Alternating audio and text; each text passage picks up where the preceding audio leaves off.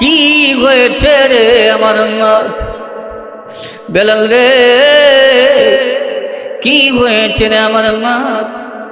জলদি করে রে আমার মার কাছে নিয়ে যা। আমার মা মনে রাখো, আল্লাহ নবী রাহমাতুল লিল আলামিন হযরত বেলালের কাঁধে বর করে করে ফাতিমা জোহরা রাদিয়াল্লাহু তাআলা আনহার বাড়িতে চলে গেলেন।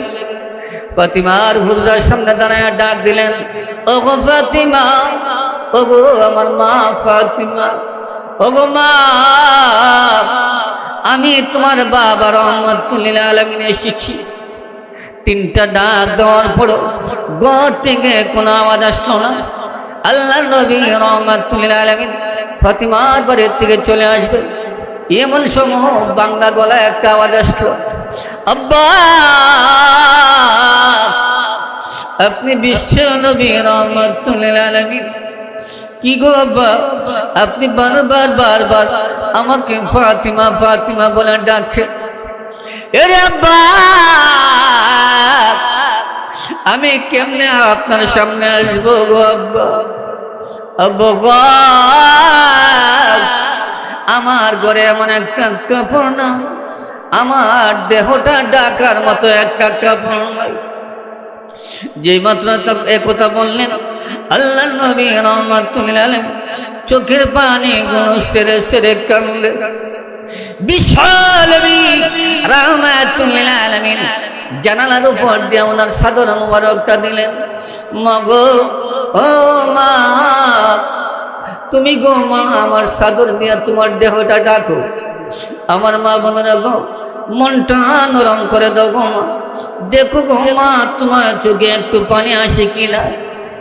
আমার মা বলে রাখো, যেই মাত্র আল্লাহ নবী রাহমাতুল লিল আলামিন চাদর মুবারকটা ওই জানালার উপর দিয়ে দিলেন, এমন সময় ফাতিমা জোহরা রাদিয়াল্লাহু তাআলা আনহা উনার দেহটা দেখে রাহমাতুল লিল আলামিনের কাছে দরজা খুলে বের হয়ে চলে আসলেন।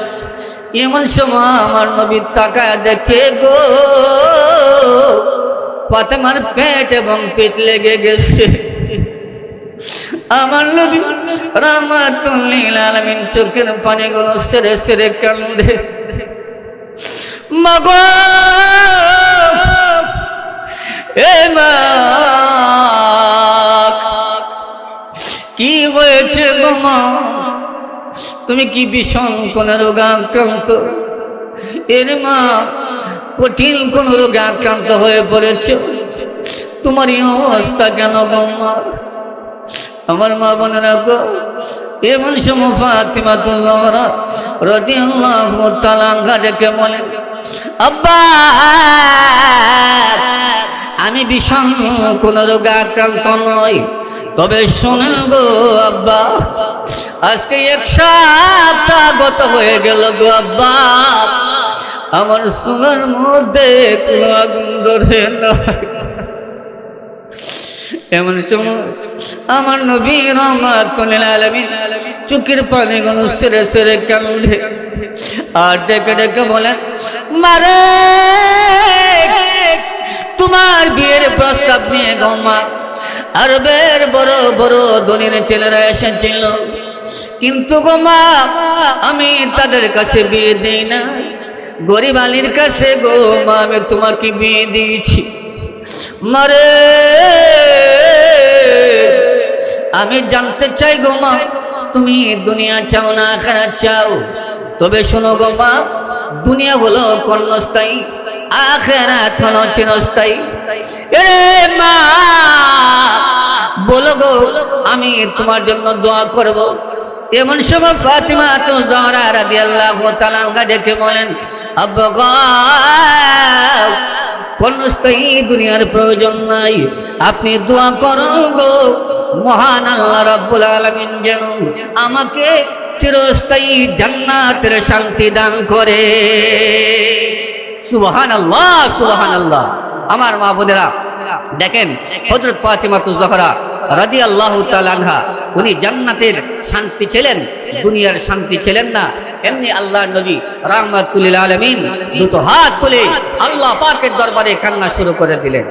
ও আল্লাহ, আমার ফাতিমা তুজহরা রাদিয়াল্লাহু তাআলা আনহা, আমার কলিজা টুকরা ফাতিমা, এত কষ্ট করার পর দুনিয়া চাই না আখিরাত চাই। আল্লাহ রে, আমি তোমার বন্ধু রাহমাতুল লিল আলামিন, তোমার কাছে দোয়া করি, ও আল্লাহ, আমার মেয়ে ফাতিমাকে তুমি জান্নাতের শান্তি দান করিও। আমার মা বোনেরা, আল্লাহর নবী রাহমাতুল লিল আলামিন যখন ওই দোয়া করতেছিলেন, এমন সময় আল্লাহ রাব্বুল আলামিন ডেকে ডেকে বলেন, জিবরাইল যা রে, জিবরাইল যা, আমার বন্ধু রাহমাতুল লিল আলামিনকে আমার সালাম বলে দাও আর সুসংবাদ জানায় দাও। এ জিবরাইল, আমার বন্ধুর দোয়া আমি কবুল করেছি, আমার বন্ধুর দোয়া কবুল করে হযরত ফাতিমাকে আমি জান্নাতের সকল মহিলাদের সর্দার বানায়া দিছি।